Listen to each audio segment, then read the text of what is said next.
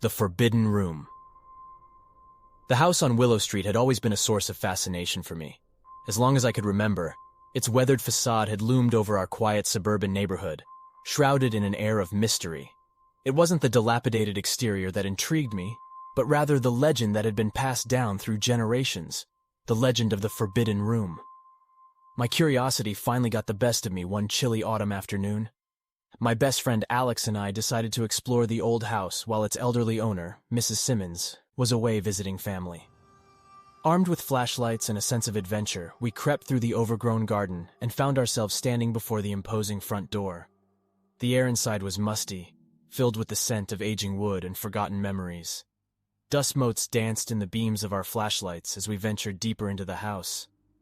The stories told of a hidden room on the third floor, a room that Mrs. Simmons had never spoken of and had always kept locked. It was said that the room was cursed, that it held a dark secret, and that anyone who dared to enter it would be forever changed. As we climbed the creaking staircase to the third floor, the atmosphere grew heavy with anticipation. We reached the end of the corridor, and there it was, the forbidden door. It was older than the others, its paint chipped and faded, as though it had been neglected for decades. We hesitated, our palms sweaty and our hearts pounding.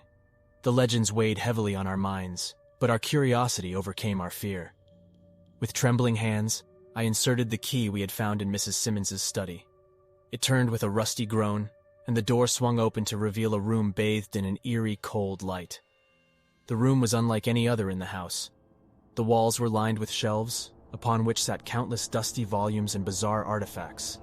A large ornate mirror hung on one wall, its surface covered in a layer of grime. At the center of the room stood an imposing antique wardrobe, its mahogany wood dark and foreboding. As we stepped inside, the door swung shut behind us with a resounding thud. Panic gripped us as we tried to turn the handle, but it was locked from the outside. We were trapped. With trembling hands, we examined the room's contents. The books on the shelves were filled with cryptic symbols and arcane incantations. The artifacts included strange masks and curious statuettes, each more unsettling than the last. The mirror reflected our horrified expressions, and I swear I saw movement in its depths, a flicker of movement that shouldn't have been there. Desperation set in as we realized that there was no way out. Hours turned into days, and we grew weaker, haunted by the feeling that we were being watched. Our flashlights dimmed, and we resorted to using candles from the shelves to light our surroundings. As the days stretched on, we began to experience strange phenomena. Whispers echoed in the room, unintelligible and maddening. Shadows danced on the walls, their forms twisted and grotesque. Worst of all, we started to see things in the mirror, horrifying glimpses of our own distorted reflections, contorted and grotesque. Our sanity unraveled as we realized that the room was changing us, warping our minds and twisting our perceptions. We argued and shouted, accusing each other of being responsible for our predicament. But as the days turned into weeks, our anger gave way to despair, and we huddled together for comfort. One night, as we lay on the cold floor, a voice whispered in my ear. It was a voice I recognized. It was Alex's voice. But Alex lay beside me, fast asleep. The voice spoke of a way out, of a hidden door behind the wardrobe. With newfound hope, we moved the massive piece of furniture aside and discovered a small, hidden door. It was locked, but we managed to pry it open with the tools we had found in the room.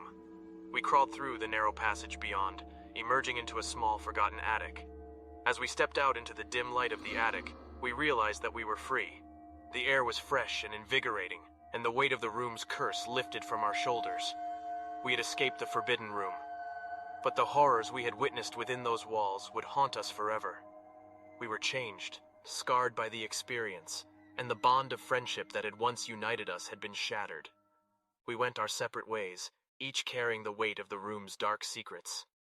To this day, I cannot pass by the old house on Willow Street without feeling a shiver down my spine.